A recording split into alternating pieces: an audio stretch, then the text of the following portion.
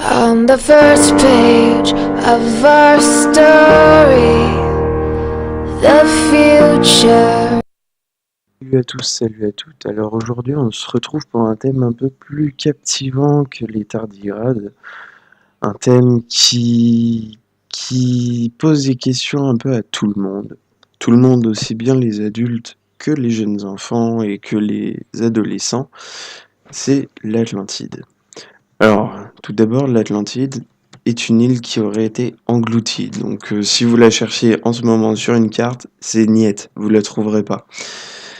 L'Atlantide, donc, elle a été évoquée par deux dialogues de Platon, Timée, puis le Crétias, pardon, qu'il a écrit pendant l'Antiquité. Donc, pendant l'Antiquité, quand il l'a écrit, en fait, ses amis lui disaient un peu qu'il est un peu fou. Ils le prenaient un peu pour un dingue. Mais c'est à partir du Moyen Âge où les gens ont commencé à se poser quelques questions quand même, à se dire, tiens, mais est-ce que Platon racontait pas que des conneries? Est-ce que dans ce qu'il a dit, il y avait des choses de vraies? Et la rumeur donne alors naissance à un grand nombre d'interprétations dont certaines cherchent à faire de l'Atlantide un lieu qui aurait existé, réellement existé bien sûr, pas dans une fiction. Et au début du XXe siècle, les chercheurs eux-mêmes restent partagés entre les tenants d'une Atlantide de pure fiction et les partisans d'une lecture du récit de Platon ancré à des événements réels. En gros, cette phrase, voilà, tout ça pour dire que il y a deux types de chercheurs. Il y en a qui disent non, ça n'a jamais existé, on n'a jamais rien vu, c'est fictif. Et d'autres qui disent, bah écoutez, il l'a dit, donc peut-être que c'est vrai. Pourquoi pas essayer de voir du vrai là-dedans. Mais l'Atlantide, en attendant, nous ne l'avons toujours pas trouvé.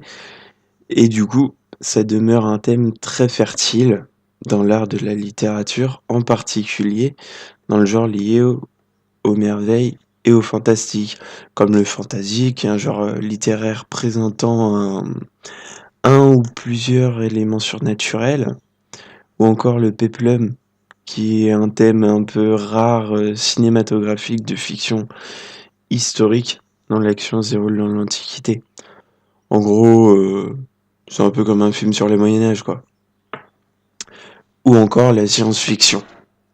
Mais ça, je pense que vous connaissez, pas besoin de vous l'expliquer. Et il y a deux phrases qui sont intéressantes sur, Platon dans Timée.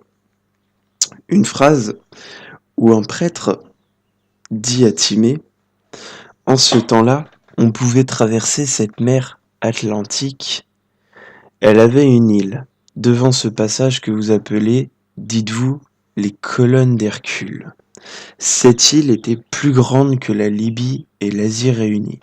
Donc là, bien sûr, il parle de l'Atlantide. Je pense que tout le monde avait deviné, mais je l'explique quand même. Et là, on a plusieurs éléments de réponse qui nous indiqueraient où peut se situer l'Atlantide. Il nous parle des colonnes d'Hercule et il nous parle de la mer Atlantique. Donc on verra plus tard les 4 propositions de où pourrait se situer l'Atlantide. Et il y a une autre phrase, qu'il nous dit, une phrase très courte, qui peut nous faire nous poser des questions sur est-ce que l'Atlantide était visible ou est-ce qu'elle existe toujours mais on ne la voit pas. Sa phrase est du fond de la mer Atlantique. C'est une toute petite phrase, certes, mais en gros, est-ce qu'il veut dire par là que l'Atlantide n'était pas en surface mais dans la mer? Et à ce moment-là, peut-être est-elle encore là mais nous ne l'avons pas trouvée et elle se fait discrète. Qui sait? En tout cas, tout ce qu'on peut savoir, c'est que l'Atlantide, si elle a existé, était présente environ en l'an -1800 avant Jésus-Christ. Environ. je ne donne pas de chiffres exacts parce que personne ne connaît les chiffres exacts. Du coup, je ne peux pas. Alors, où on peut la trouver? Donc, comme je vous ai dit, nous avons 4 solutions. La première, un peu folle, c'est le pôle sud de l'Antarctique. L'Antarctique, pourquoi? Car l'océan Antarctique, excusez-moi, ce serait le véritable océan entre guillemets qu'aurait évoqué Platon dans ses textes. Deuxième proposition, les environs du détroit de Gibraltar. Et là, vous vous posez la question, pourquoi ici? Parce que, comme je vous l'ai dit au-dessus, dans sa phrase, elle avait une île devant ce passage que vous appelez, dites-vous, les colonnes d'Hercule. Les colonnes d'Hercule ne sont autres que l'actuel Gibraltar. Ensuite, la proposition la plus simple, l'océan Atlantique. L'océan Atlantique, Atlantide, beaucoup de rumeurs se disent que l'Atlantide serait dans l'océan Atlantique. Donc forcément, j'étais obligé de mettre cette proposition-là. Ou alors, autre que dans le pôle sud antarctique, c'est que l'Atlantide serait elle-même l'Antarctique. Pourquoi? Parce que 2 chercheurs canadiens, Rand et Rose Flamatt, situent l'Atlantide, en Antarctique, en s'appuyant sur la carte de Piri-Reis.